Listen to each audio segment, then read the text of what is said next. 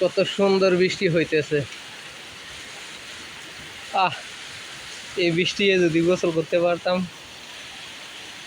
কত না শান্তি লাগতো। বৃষ্টি গোসল করতে পারি না, ডর করে না জানি জ্বর আসে।